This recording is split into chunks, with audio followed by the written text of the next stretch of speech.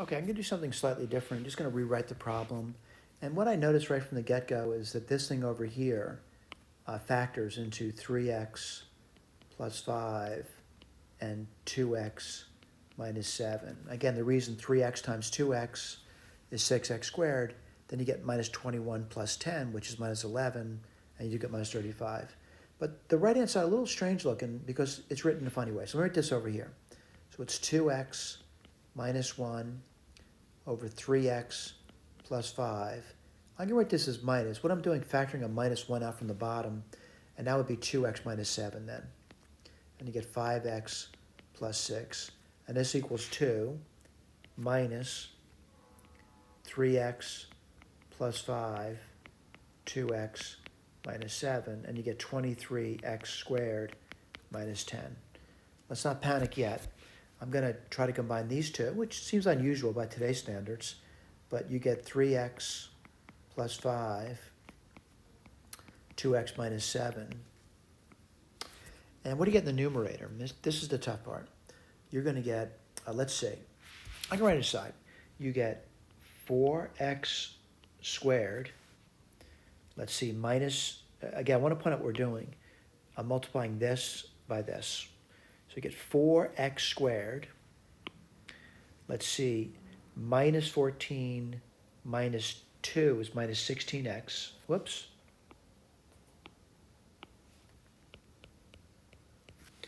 And then you get plus 7. All right, let's do the other guy. And it's going to be this. I'm just doing the top now. Minus something over here. Let's talk about this. The product of those two.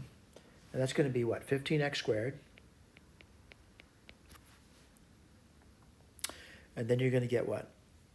Let's see, 18 and 25. That's 43.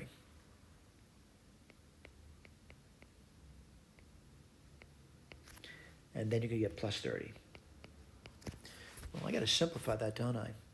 And that's going to be minus 11x squared. Wow. Minus 59x. And then minus 23. And what do I get over here? I get 2 minus 23x squared minus 10 over 3x plus 5, 2x minus 7. I got to keep moving. And the problem with moving forward is you always say, am I going in a dead end? But what I'm noticing is that, yeah, terms all over the place, but I now have two terms. This term and this term that have identical denominators. So I'm going to try to get them on one side. And by doing that, I'm kind of looking at it, and it's tricky though, I realize that.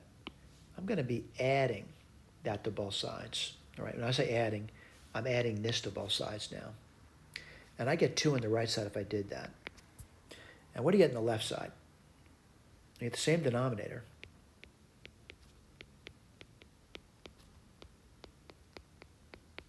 Time to be careful though. Let me point out what I mean by being careful. I get 11 taken away from 23, which would be 12. Let me see if I did that right. 23 minus 11, yeah, 12. I still get minus 59x. Now, I realize this is a plus 10, it's really minus 10 now, so it's minus 33. Okay, now what? Let's take a look at it. 12x squared minus 59x minus 33 equals, I'm going to multiply both sides by the LCD now. Now someone says, why did you do that in the beginning? You could have. I'm not saying you couldn't have. You could have done that. What do you get there? Well, 3x times 2x is 6x squared. So that's 12x squared.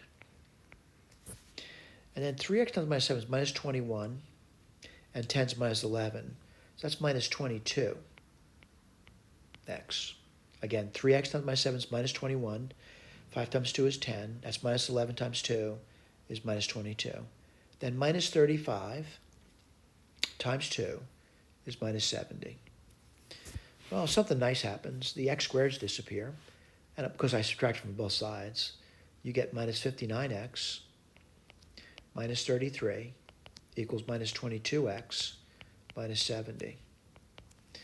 Well, let's see if we can do it. And you get, let's see, I'm gonna add 59 to both sides. So I'm really doing 59 and I'm taking away 22. That's gonna be 37x. And then, what do I get there?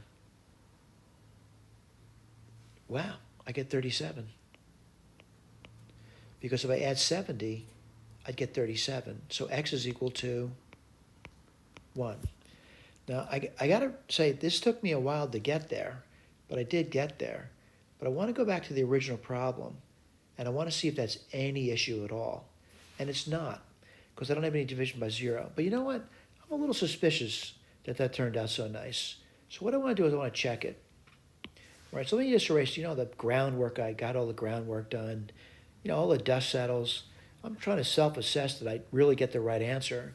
And you could just simply say, trust is key. But let's see what happens. X equals 1. So what do you get? You get 1. Then you get 3 plus 5, which is 8. Plus, 5 plus 6 is 11. 7 minus 2 is 5.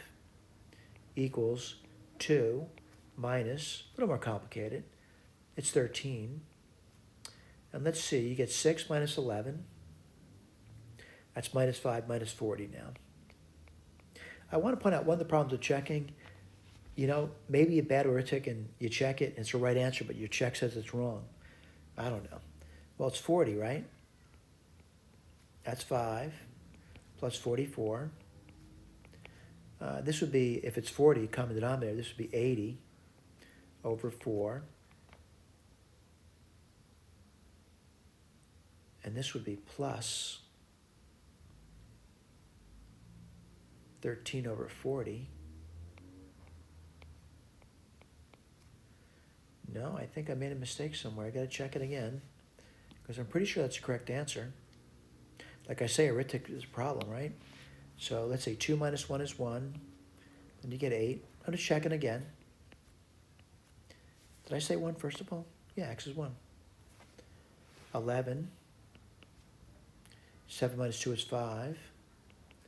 2 minus 23 minus 10 is 13. And then you get 6. Oh, I think I know where the error came from. I did bad arithmetic. All right, it's 6 minus 11 minus 5 minus 40. That hasn't changed. This is 40. This is 5. This is 88. There was my mistake. I did my mistake over there.